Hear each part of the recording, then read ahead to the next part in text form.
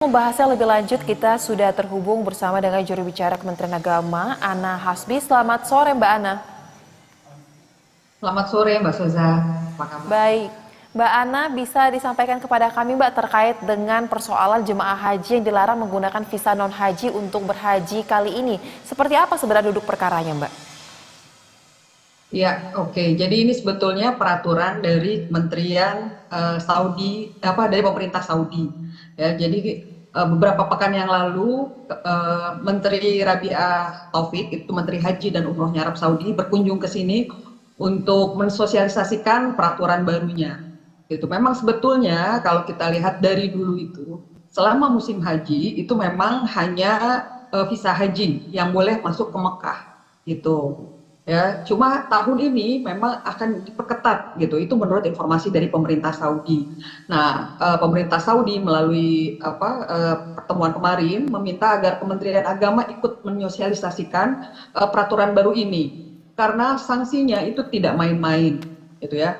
Kalau misalnya ada ditemukan misalnya orang yang masuk ke Mekah dengan visa yang bukan visa haji, itu akan didenda itu sekitar 10.000 rial atau sekitar 42 juta, 43 juta rupiah, lalu dideportasi, lalu di blacklist tadi itu. Nah, ini kan sebetulnya sanksi yang cukup berat dan itu sebabnya kami selalu berulang-ulang itu tidak lelah untuk mengingatkan ke warga negara Indonesia untuk menaati peraturan dari pemerintah Arab Saudi ini, gitu. Baik, lalu untuk sejauh ini Mbak Ana, dari kloter pertama hingga kloter terakhir per hari ini yang sudah berangkat haji, apakah ditemukan ada yang berangkat haji tanpa menggunakan visa haji, dan jika ada berapa jumlahnya dan seperti apa penanganannya?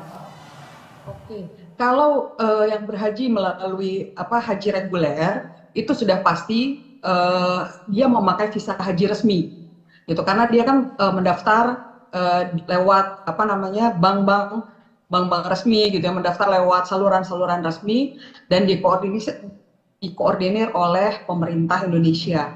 Nah, jumlah kuota yang ada 241.000 ini sudah terserap, gitu. Jadi baik jemaah yang reguler maupun jemaah yang khusus, gitu ya. Jemaah haji khusus itu kalau dia haji yang kita bilang haji yang plus, gitu ya, dengan biro travel, gitu. Nah, itu berarti dia hajinya resmi, gitu. Kalau dia mendaftar di biro haji yang sudah terdaftar di PPIU kami, gitu ya. Jadi dia adalah penyelenggara ibadah haji khusus yang memang sudah terdaftar. Nah, ya sejauh ini memang ya tidak ada yang tidak resmi, gitu, karena memang itu berarti kan dia melalui jalur pemerintah, gitu. Jalur pemerintah itulah yang resmi, gitu, karena kuota haji itu didapatkan itu kan lewat sistem, ya, antar pemerintah Indonesia dengan pemerintah Saudi melalui kementerian aplikasi e-hajnya Kementerian Haji dan Umrohnya Arab Saudi. Dan kita sudah meminta 241.000 itu sejumlah jamaah haji resmi kita, dan kita sudah selesai itu semua di visa. Itu sebabnya kalau ada yang menawarkan di luar dari pemerintah dibilang akan ada visa lagi tuh jangan dipercaya ya, karena memang sudah selesai proses pemvisaan itu. Jadi semua sudah keluar yang resmi.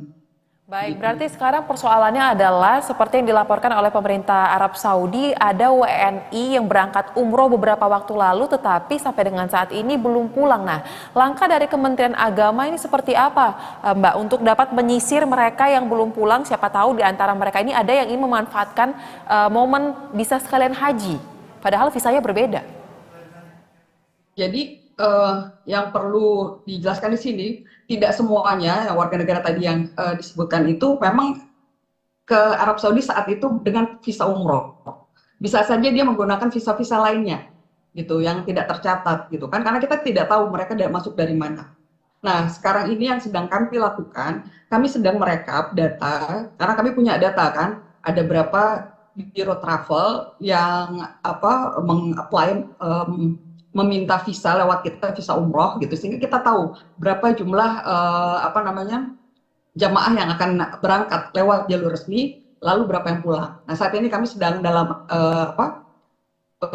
perhitungan dan berkoordinasi dengan pihak imigrasi, gitu. Karena memang belum tentu WNI itu datang lewat pintu dari Indonesia langsung. Bisa saja mungkin gitu mereka tinggal di mana gitu, lalu misalnya dia ada negara Malaysia, lalu dari Malaysia dia ke Arab, itu kan berarti di luar apa namanya, di luar pengetahuan kita gitu. Jadi sekarang ini kami sedang merekap data mana haji yang berapa jumlah haji yang keluar selama beberapa bulan terakhir, dan kita akan hitung dengan berapa yang kembali. Baik, ini cukup pelik ya Bu, karena benar sekali tidak menutup kemungkinan bukan hanya menggunakan visa umroh, tapi visa yang lain untuk dapat melakukan kegiatan ibadah di sana. Lantas apakah dari Kementerian Agama sendiri harus melakukan koordinasi dengan banyak pihak ini, menargetkan kapan tenggat waktu untuk dapat menyisir seluruh WNI yang masih berada di sana dan ingin melakukan haji padahal bukan menggunakan visa haji tersebut? Ya, untuk ini sebetulnya wilayah tadi sudah disampaikan oleh Pak Dubes. Dubes Indonesia di Arab Saudi sudah menjelaskan, karena ini juga ada wilayah Kementerian Luar Negeri gitu, sehingga ya kita memang terus berkoordinasi Kementerian Luar Negeri, Agama, dan Ditjen Imigrasi gitu yang sedang melakukan penghitungan. Oke, terakhir Mbak Ana, kita tadi meng-highlight terkait dengan ada peraturan baru yang disampaikan pemerintah Arab Saudi khusus pelaksanaan haji tahun ini. Nah, selain terkait dengan visa haji, aturan apa lagi yang baru dan harus menjadi perhatian dari masyarakat Indonesia? Ya, sebetulnya bukan peraturan baru ya, sejak lama nih ada pemerintah Saudi itu ada sejumlah peraturan yang tidak kita ketahui nih sebagai warga negara Indonesia. Misalnya gitu, dan ini cukup bisa menjadi sumber masalah ya, potensi masalahnya cukup besar di sana.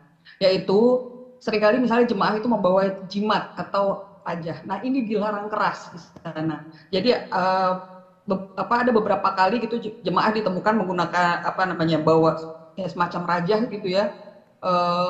Dan ini dianggap jimat oleh pemerintah Saudi, dan ini pelanggaran hukum yang berat. Nah, ini kami terus menyosialisasikan kepada para jemaah haji untuk tidak membawa ini.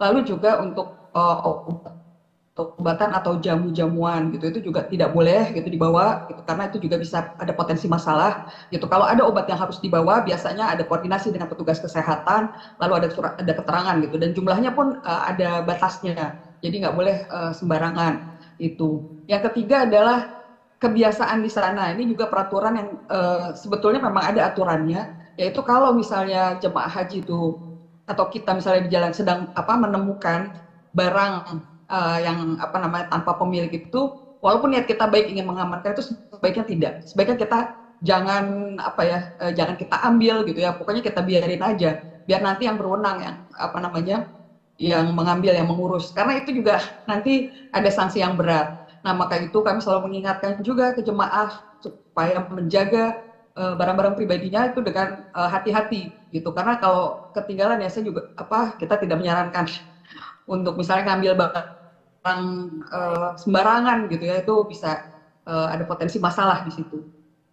Baik, berarti terkait dengan perilaku dan juga barang bawaan ini juga menjadi catatan khusus yang harus diperhatikan dalam melaksanakan ibadah haji. Terima kasih juru bicara Kementerian Agama Ana Hasbi telah bergabung bersama kami di Berita Satu Sore. Salam sehat. Pemirsa, hingga Rabu siang sebanyak 5.000